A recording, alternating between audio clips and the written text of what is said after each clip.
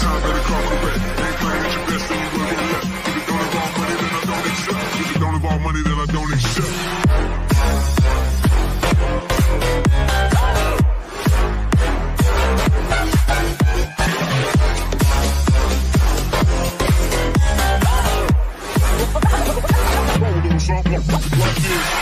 Hey guys, welcome back to the channel. My name is Gangha, and we're going to be talking about a couple videos that have been announced, a couple games that have been announced in the course of a month. I'm late to the party as always, but it doesn't matter anyway, because I'm still going to be talking about them regardless, because I want to give my quips and my takes on this stuff, because some of them I think are interesting and others I do not think are very interesting.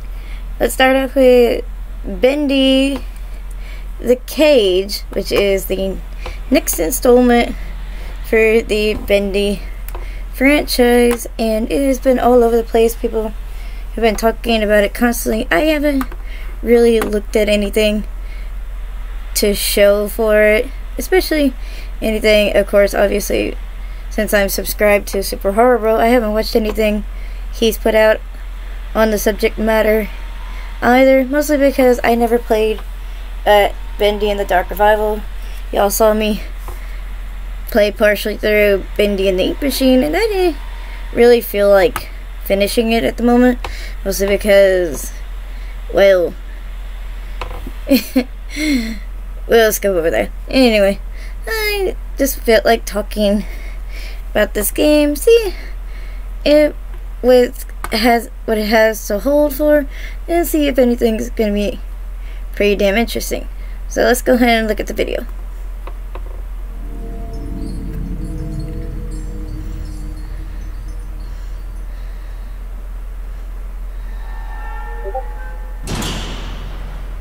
We all know how it ended.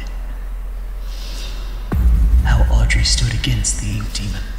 How we all came to her rescue in the nick of time. But how did we escape the pit? How did we get away? Now there's a story.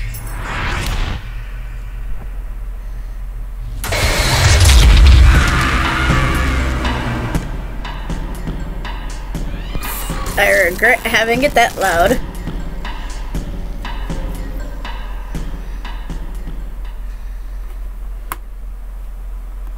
Again, because of it's brand new, a lot of this stuff is mostly speculation to what is going to be going on.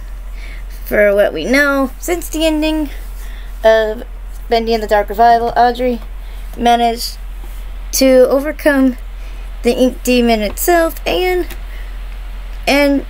continued to restart the cycle for the entire ink dwelling society. But of course, that's not the only case, as the Gent company had also taken the ink machine. As far as I'm aware, I think they took the ink machine and transported to one of their locations. So now it's going to be the possibility of them having to actually get out of it or stop whatever Gent plans to do with the ink machine as well. But considering there's not much to go on, I say this has about a 70 to 50 job of being a very good game, considering all the praise that Bendy and the Dark Revival received in comparison to Bendy and the Ink Machine, and the contrast differentiates of how both of the games actually were played. I think both are interesting in their own rights. It's not inherently bad on either part. I like the difference in gameplay for the games. For seeing Bendy and the Dark Revival, I've seen many videos and playthroughs of the game, so I can surely say that it looks like a good game. I just don't feel like playing it. I don't feel like buying a game I don't think I'll ever finish. So there's that. And on to the second game, which I really wanted to talk about, which is the Amanda the Adventure 2 trailer, which got announced as well over a month ago. My qualms with this game is that it was underwhelming with the total design of the game comparison to its alpha and beta versions, which I found to be a lot more interesting with the alpha and beta versions of the game, because it gave a lot of more mystery, it gave a lot of more intrigue, it gave a lot more depth to the game and to the overall story. Even though there wasn't much to them, there was more depth, and you had to literally think through of what was actually going on in the game and what was going on about the game. I like that a little bit more than a lot of the lore being handed to you, basically. I like it when it's given to you bit by bits like that, especially after every update that beta and alpha versions got to the point which led up to the actual game getting dropped.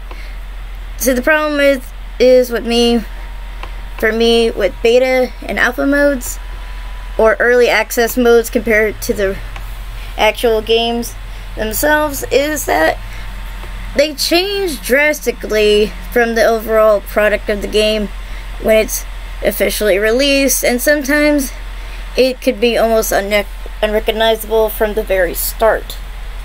So when Amanda the Adventurer dropped and I saw quite a few gameplays of the game, I wasn't overly amazed by it. I was kind of underwhelmed by the whole thing because I found the mystery of the beta and alpha versions to actually be more terrifying with what was going on in the background of the game and whatnot. I found it more intriguing than this version of the game, which basically is puzzle solving throughout the whole game. There's not as much horror if you if you really think about it. A lot of it was just eeriness, a little creepy vibes. A lot of it was a little bit interesting to view, if you could say that. I did find it interesting. I just didn't find it scary. I don't know if this sounds contradicting to what I'm saying, even though I'm trying to get my point across in the fact that it just wasn't what I was expecting. I was expecting more of the beta and alpha version to be mixed in with that, rather than just a whole different variations of the game, which we weren't even expecting. All I know is we were expecting to be in an attic or in some kind of room separated from the house, away from a lot of the more locale locations of the room. I was hoping it was something like that, but it's what we got. But anyway, let's look at this video.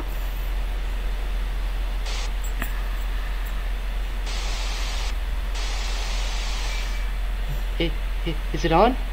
Oh, okay, sorry. Hey, Fandas, it's me, Wooly. Boy, it sure has been a while, hasn't it? Oh, well, thank you so much for your support. Amanda... Amanda couldn't be here today. She's, well, she's out. Yeah. But don't worry. She gave me a special message to read to you all. I just gotta find... okay, here it is. Hey, friends. It's Amanda. Sorry I couldn't make it today. Been busy going on adventures and meeting up with old friends. But I just wanted to thank you for showing your love and let you all know that Amanda loves you too. Okay, I did what you asked now. Please, let me go.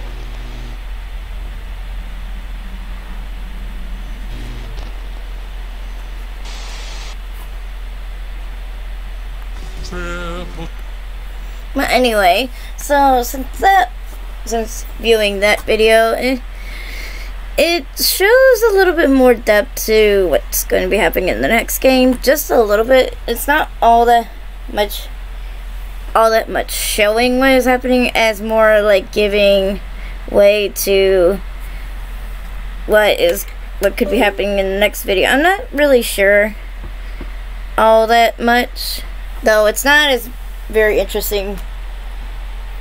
It was an interesting trailer which shows a little bit of behind the scenes, showing that Willie's being manipulated once again, even though he's constantly being manipulated already by Amanda. So it shows that there's a third party person doing all this manipulation in the background of the whole TV show and whatnot. So hopefully we get more in the deep dive of that as the progression for the game gets leaked further and further. Hopefully it won't be too much of a big leak. I really want some of it to be kept hidden from us this time around, because the less we know, the more interesting the game could end up being. And that's what I really hope for out of games like this. Out of horror games in general, the less you know about a game, the better the horrors to come could actually be. And that's what I really enjoy about some of these games. But I do hope we get some kind of insight of when the game is actually going to be dropped itself, because I'd like to actually see a full-blown trailer of the actual game when the game actually gets dropped, to actually go over the gameplay trailer itself, if there will even be one, which there probably not be, since this is an indie horror game. Not very many gameplay trailers get dropped for indie horror games, as far as I'm aware. Anyway, I hope you guys enjoyed this video. I hope you guys know, some of you guys really should subscribe to my channel. Tell your friends, tell others about my channel. I'm really surprised about the progression of the last two videos and their view count. It's not as much as most of my other videos, but since I've been gone for quite a while, I'm really glad to see that even though my videos haven't been posted in a while, that the love for my channel is still there. I'm really happy for that, and it would help me and help the channel more if you guys could help make it grow by sharing videos and talking about it with others, because it helps me to help grow my channel more. Because since when I stopped making videos earlier this year, I wasn't even at 300 subscribers. Now I'm just 1 over 300, and that makes it all the worth it, knowing that people can actually enjoy my videos and actually do check on to watch the videos I do make. And it really makes me happy for that, because I do like making videos. It doesn't take too much effort for me to make videos, because I don't try too hard to make the videos. I know a lot of people put a lot of effort into their videos. I try to make mine as simplistic as possible, mostly in hopes of showing that even someone who doesn't have a lot of money, someone who can do bare bones work, and someone who doesn't have the equipment to pull it off can also make videos that people can enjoy. So I hope you guys enjoy this. Stay tuned for the next video I'll be posting soon, and please comment, like, and subscribe, and I'll see you guys in another one. See ya! 夜の街もいし汚れの乱暴奥から来たなるみすぼらしいね街に